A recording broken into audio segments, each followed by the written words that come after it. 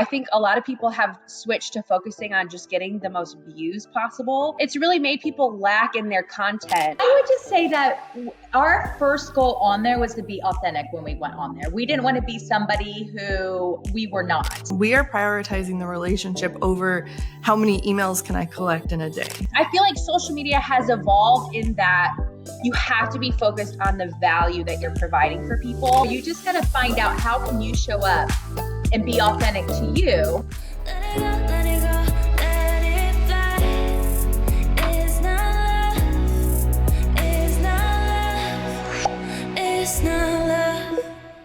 Welcome back to another episode of Simplifying Social Media. I'm Tamany, owner of The Simple Touches, and today I'm so excited to chat with Dawn and Molly of Indiana Homegirls.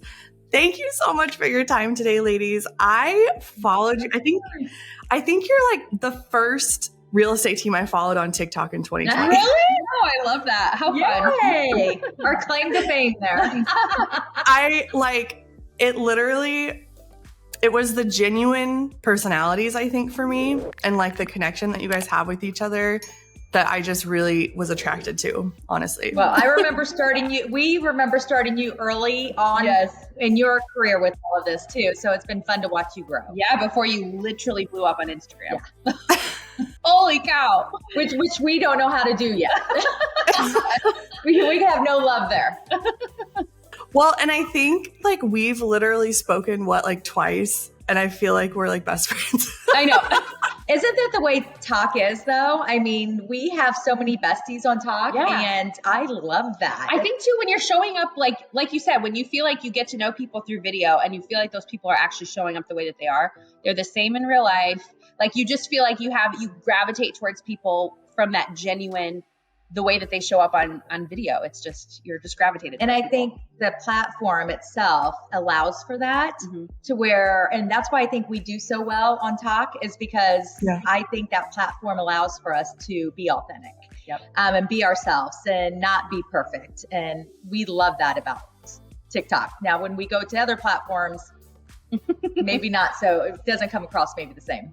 I love that you're calling it Talk. I've never heard it shortened like that. That's funny. It's so interesting because I was just teaching a class and I think there's a lot of shortcuts trying to be had when it comes to video marketing and like these Canva graphics trying to convert into video. And personally, and you can tell me your feedback or your thoughts on this, it's like when you just slap an animation on a graphic and call it a video or a reel, you are kind of removing that authenticity piece, and that I feel like kind of takes away the purpose of it. I don't know. What do you think?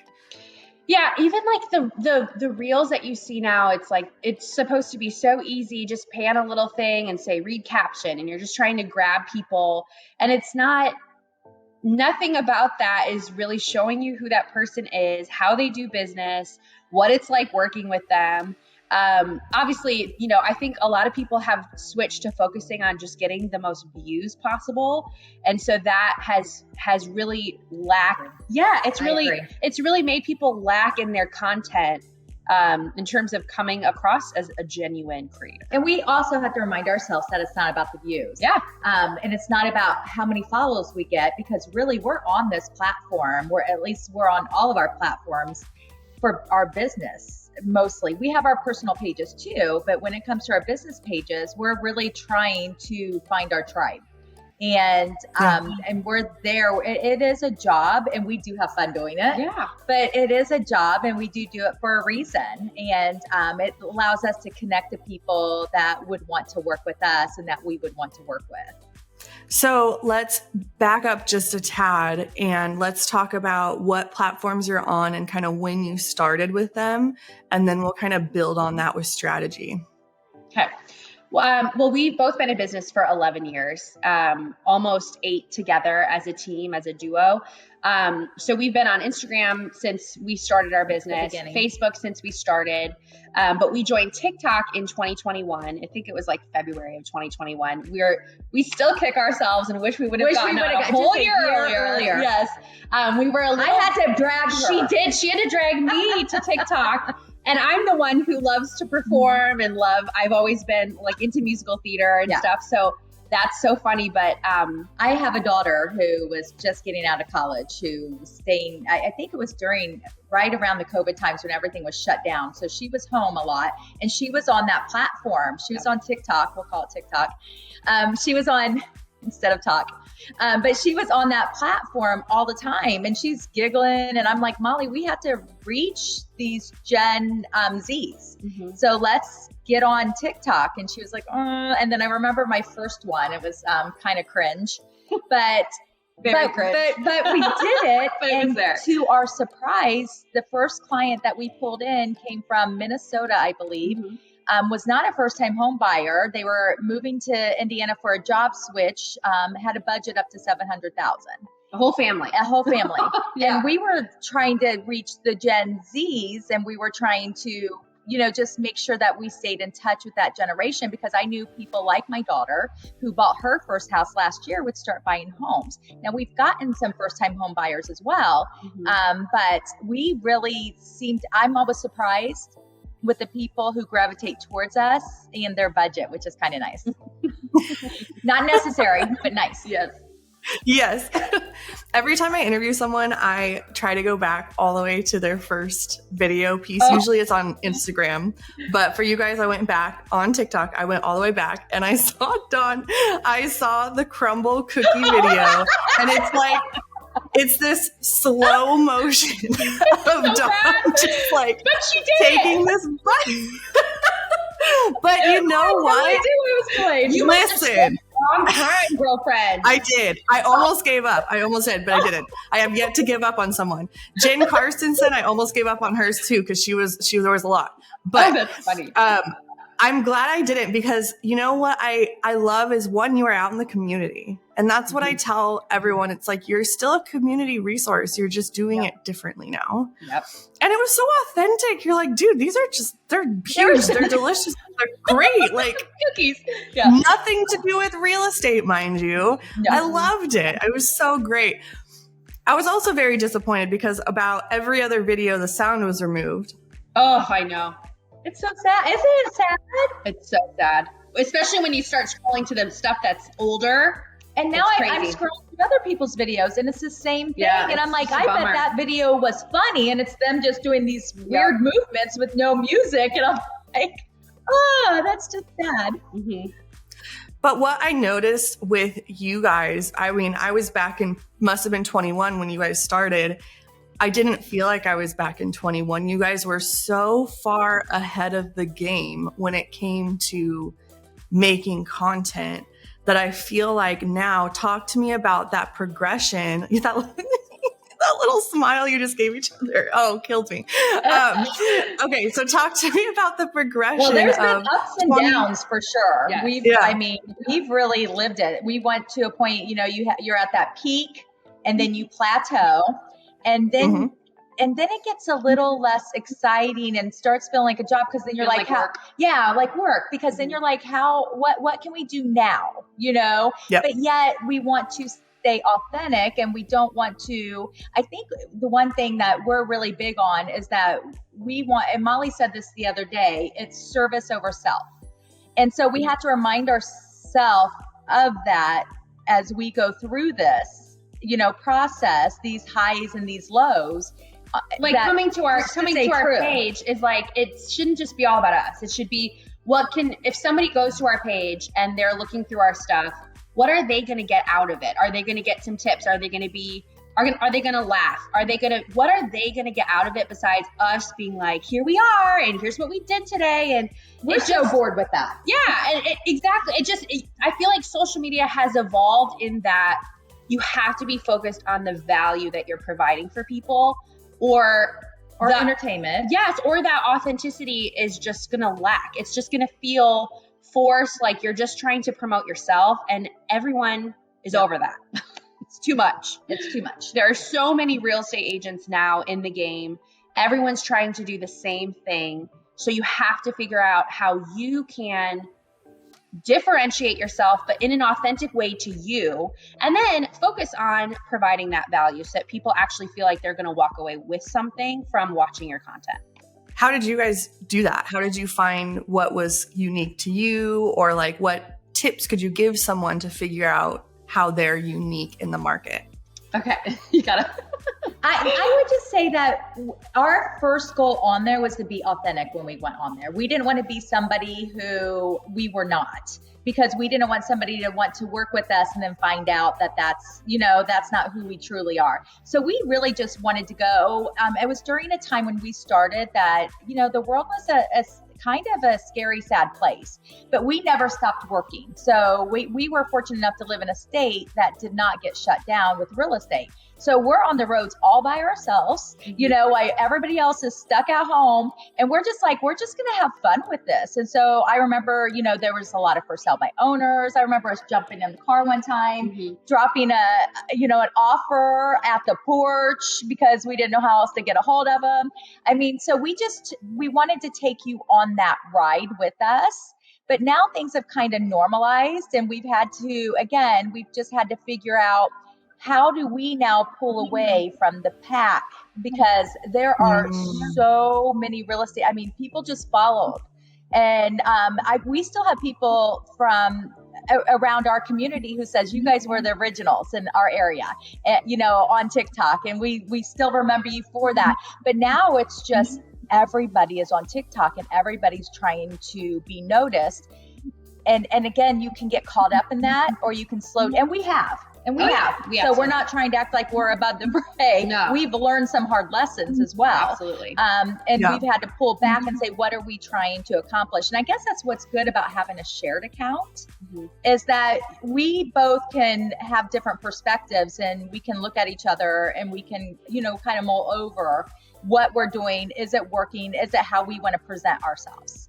And there's been times that we said, this isn't us, and we don't want to do this anymore. And I don't care if it's going to get views. This isn't where we're going for us. And again, you could have 10,000 followers, or you can have 50,000 followers, as we do, or you can have 100,000 followers. But it's really, people with 10,000 followers are getting maybe more leads than we are with 50,000 followers, or we might be getting more leads, than somebody with 100,000 followers. It's really, you got to remember what it's about, and are you attracting the right people? I would say too, one of the things that we got a little creative with this year, we were like, okay, how can we own who we are? Because we always call ourselves basic girls. We're just like every other realtor out there almost. Well, not really, we live in suburbia, right? Yeah. We both live in the suburbs. Sure. That's mostly where we do all of our businesses, in Hamilton County, which is just north of Indianapolis. And it's full of some of the top suburbs that literally are on all the lists of best places to live in the whole country. Best schools, best, safest communities, like these phenomenal suburbs. All the things. But we're like, everything we show is pretty similar. Like, they're beautiful homes, and some of them are a little more beautiful than others. We grab our Starbucks, and we go show the basic home. We do. And so we're like, okay, how can we kind of like live into that a little bit and speak to the people who are like us? We're not going into these really cool 1920s style homes with intricate archways that we can like kind of pull out to our people. On a lot of new builds in a lot of cases. Yeah. And there might be some cool design aspects, but other than that, it's nothing that's that unique. And so we're like, how can we play into that? And so we came up with our like newest series, basic suburban. So we say we're basic suburban bitches selling basic suburban houses. And then we're typically in front of a house that is a luxury home. So we're trying to focus on houses that are in that space. So we'll say this one, nothing about this is basic. Let's show you. But then throughout the video, we come up with ways that we can highlight the property that we're in. So we're never bad mouthing a property. No. We're always talking about the best, like kind of things about that property that somebody who is like us, who's grabbing a Starbucks on the way to their showing and has maybe kids in the fabulous school system. What are they interested in when they're looking at a house? And it's probably the natural light, because they're taking videos, and it's, and we're just having fun with that. Yeah. We just want to have fun with that, but we also want to showcase that property in kind of a fun way. So we've been having fun with that series. Yeah. And that's just a way that we've kind of tried to figure out a different way we can kind of own it with who we are and who we're speaking to, try to find, more of our tribe, and hope that those videos will land on For You pages of people that are looking for those basic suburban houses. And we are getting, what we're noticing too, is we are getting a clientele or people reaching out going, oh, I love this house. I wish the yard was bigger. Oh, I've been watching that house on Zillow. And these are all local people who are seeing these homes and then are reaching out to us. They're not saying, I want to go see that house right now, but I'm looking and my hand is up. Mm-hmm. And so, which is kind of nice, because then it allows us to message them and say hi to them and just with people that are here. Yes. Create a relationship. Again, it's service over self. We're not going to say, okay, now we're going to spam you with our information, but we're actually building relationships with people in the community. So talk to me a little bit, break that down a little bit more. So talk to me about converting from socials to the actual lead part. Is there systems involved? Does it go from social to text message? What does that look like on your end? It's very authentic. I can give you a very good example of a recent one. It's another creator who we didn't know about until she reached out to or she made a comment on one of our videos, and she, we went and saw her page, and she has how many? Over 600,000 followers. She's a big time influencer. And we're we had no idea. So we thought she was really cool, and we thought we had probably a lot in common. So we said, hey, let's go out to lunch. Yeah, we started a message thread. I think it was at 9:30 p.m. on a weeknight. And so we started messaging, and she was on and I was up. And so we're messaging on this message thread. And all of a sudden we're like, hey, could we take you out for breakfast and just, get to know you? We'd love to meet you in person and hear a little bit more about your journey. And so she's like, I'd love to. And so we met. We went out to one of our favorite local spots. We heard all about her journey on social media and in life. And then from there, we also heard her goals of where she'd like to live and what inspires her and why she wants to make this move. Yep. And so we're building that relationship, and everything that we do like that is very authentic. And we do capture that lead, and we do, if they're open to it, we will have those conversations, and we do convert it over to text messages and all of that. Mm-hmm. 100%. Yeah. Because this is a relationship building business, and that's what we do well. One of the things we don't do is we don't automatically just put people in our CRM and start sending them all the things. We literally will build an organic connection with people and then say, hey, we only send out a monthly newsletter. We'd love for you to get that. Can we add you to the list? And they're like, absolutely. I'd love to know. Never had anybody say no to Never. Yeah. So, I think that's part of it too, is in this day and age, everyone's talking about getting the email list and making sure that, you don't own your content, you don't own this and that. What you do adding 5 people a week or 10 people a week or whatever that is. And all you own is your database. But there's also a piece of, it has to stay authentic, and it has to stay genuine for you to get people to go into your email list and not just unsubscribe the second they get something from you. Because that does you either. No, I hate when I get, when my email gets put into something and now I'm like, oh, I didn't want a bunch of emails, unsubscribe. Yeah. So that's never the goal. Yeah, when you're like, okay, I'm only doing this to get this, and then I'm going to unsubscribe as soon as I can. And that's the whole point, is the get. We're trying not to ever be that way as business owners and as real estate agents. We don't want to be treated that way, and we don't want to treat people that way. And so that's not how we do business. And so we're not your hardcore salespeople. We do it in an organic way to us. But we stay in touch with all of our clients too. Mm-hmm. So after they work with us, one of our biggest things is how many times we touch base with them in a year. Again, it takes time because it's not a system touching base with them. It's literally us touching base with them. Mm-hmm. But that's how we do business. And we always say we don't need to be that mega agent. Mm-hmm. We don't even want to be called a mega agent, because we actually value that work-life balance that we want that. Yep. And so that's part of our business too. And we remind ourselves of that every single day. We want to be busy. We love to work, but we also enjoy our families, which is why we are in business together. Yeah. And our partnership allows Molly to go on vacation Yeah. or me to go. My daughter just got married a couple of weeks ago, and I didn't have to worry about, I mean, my phone went away. I didn't even care. I mean, I had not a worry in the world, but business was being done back home. So yeah, we had one instance too where we sent out, we do have a CRM, you know, where we keep things organized. And we tried one time sending out a giveaway. We do like a Starbucks giveaway a couple times a year.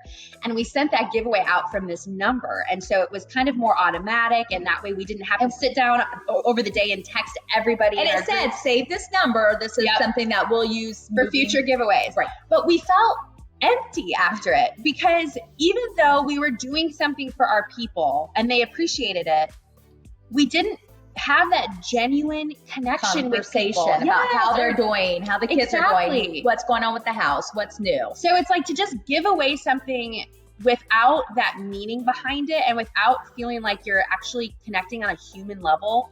It just felt like an empty marketing ploy. And I think that human level is the key to what we try across our social media too. Mm-hmm. We try to keep it there.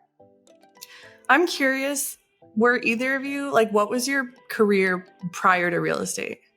I was a marketing major in college. So I took that and went to an advertising agency after college, but I was actually working more in like global talent management. So helping people with cross-country moves. And so I wasn't doing advertising stuff, but I was in that space. But then I got my real estate license when I was 24. So very early. Mm-hmm. So I had a whole career before that. I'm a business major, and I wanted to stay home with my girls early on and started my own photography business. And did that for probably about 13 years and did very high-end weddings until I got to a point that I was kind of missing. It flipped on me to where that gave me the flexibility when my girls were growing up. But then I got so busy, especially with these higher-end weddings, I was missing. They were both into soccer, and I started missing their lives. And all the things. And I didn't feel like I was part of, like, my husband was like the superhero. Everybody's like, oh, your husband's so great. And I'm just like, I know, but because he was able to show up every weekend to where I was not able to. So I decided to get out of that business due to that. But also I had a big event in my life. I'm a breast cancer survivor. So at 40, I found out that I had breast cancer, and luckily we caught it early on, but it gave me a moment to just clear my calendar, which I hadn't had in years, because they book weddings. I mean, a year and a half in advance typically. And so it gave me the opportunity to clear that schedule, and I decided to make the move into real estate. Okay. Never have regretted it. Well, we are so happy that you are here and with us and healthy, and thank you for sharing that. And I think something that I took out of your stories is you both have done the work to figure out your priorities and what you value. And there's two of you, so it's like even harder to align on those things. And the fact that you've done that work, I think that that's so valuable, in that it goes across into your social media content, because as everything you described, it's like, okay, well, we are prioritizing the relationship over how many emails can I collect in a day. Yeah, right. Thank you for saying that. That's nice. Yeah. Can you give us another instance where social media has kind of overlapped IRL in real life? Like, where another like example, because I love hearing those.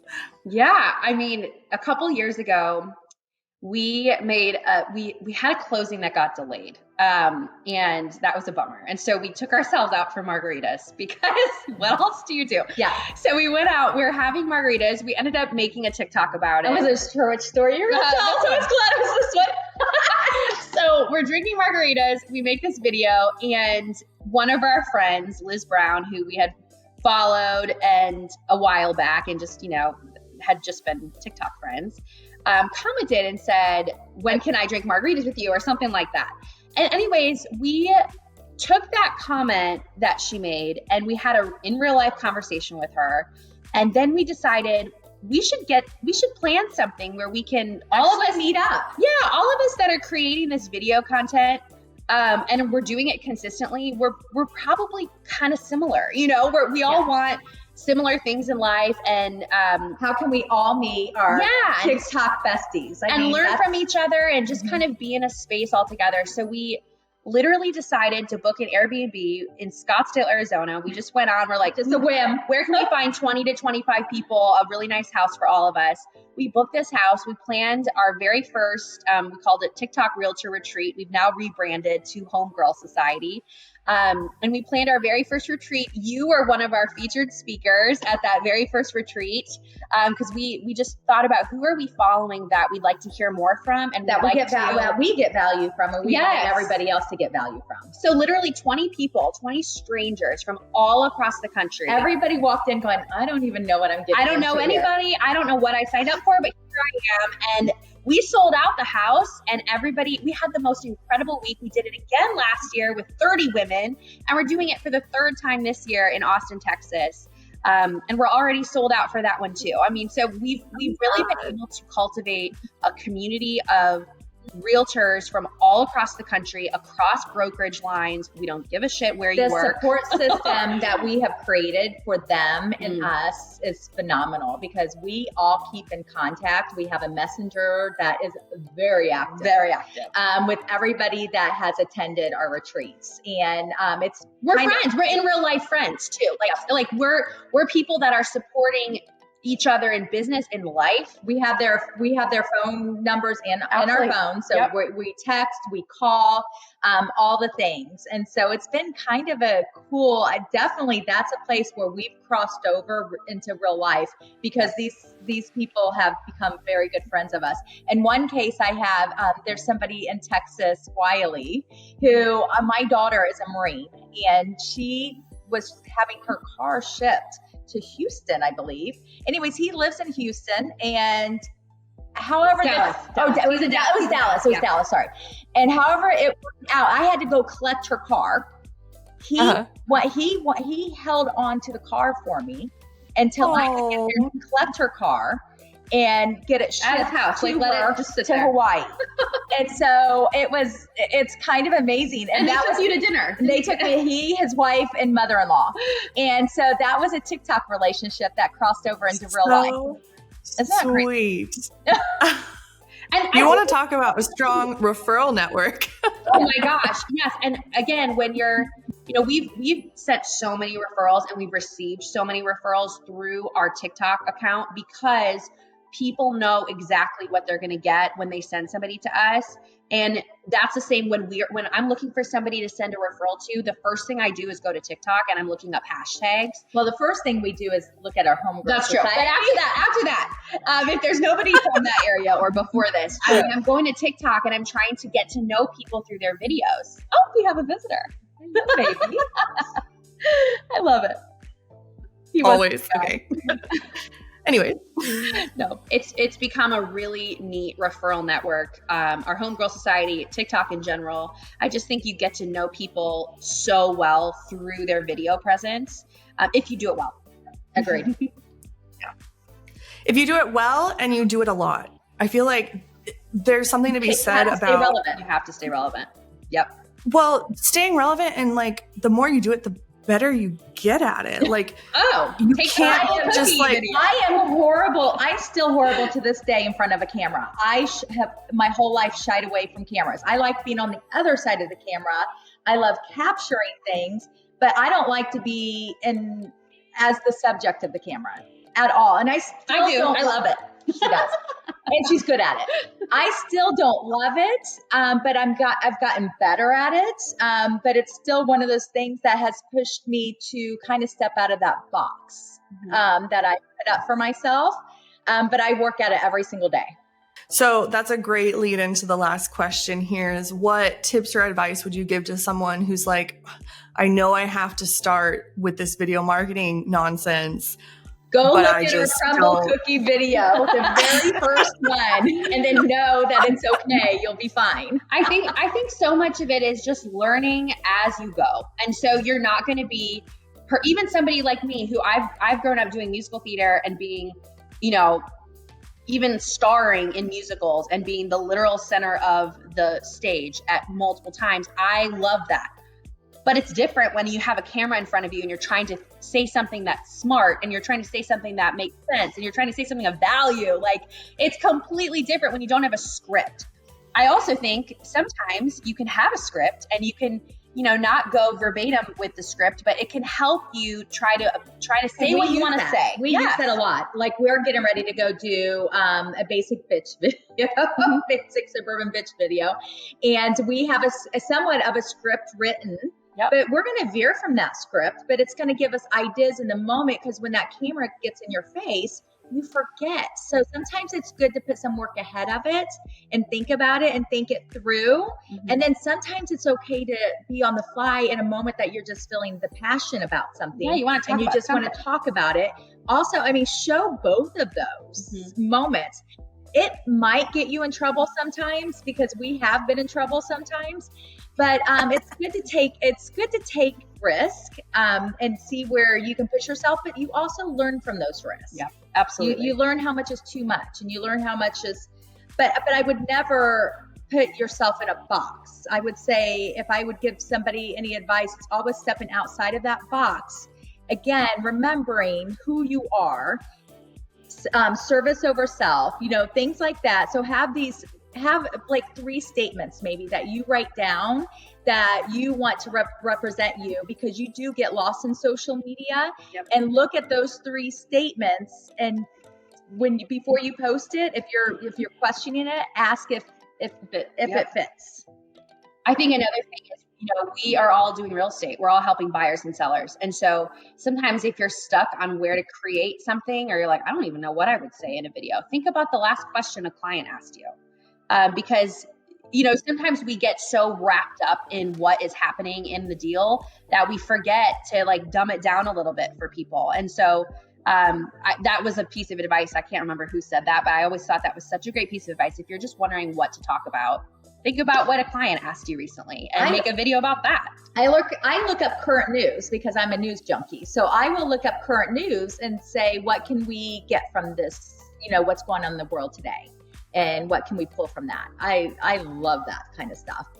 I probably don't show it as much as I should, but I do like it. Glad one of us does. And what if someone is a little bit like shy in front of the camera?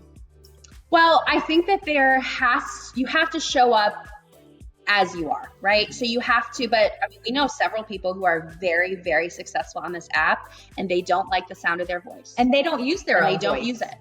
So you just got to find out, how can you show up and be authentic to you? And like the one follower that we were talking about, not follower, well, she is a follower, but that she has a lot of people following her, like 600,000. She shows up in the video, but she doesn't typically talk in her videos. And if she does, it's a voice overlay. But it's just interesting, because she is a little bit shy, and it's fun to see how she's made that work for herself. We have another realtor friend who doesn't like the sound of her voice, but she does voiceovers, and it's fun to watch her do that. But she really shows her personality in that, and people get her. You mean lip syncs? Lip sync, I do. Yes. But people really get her. And so I think that you just got to find out what works for you, and then practice makes perfect. Yeah, absolutely. Where can everyone find you? We are at Indiana Homegirls on all the social medias, and we are at indianahomegirls.com. And if you're looking for a referral in the Indianapolis area, we would love to go above and beyond for you. We are the team leaders of Above and Beyond Realty at EXP. So that's very important to us, that we're always focused on service. Yay. Look at that branding. I love that. Thank you so much, ladies. This was so much fun. Thank you. So fun. Absolutely. Well, always love chatting with you, ladies. You too. Same. Thank you so much for tuning in to Simplifying Social Media. Let's stay connected on Instagram at Realtor Social Media Marketing.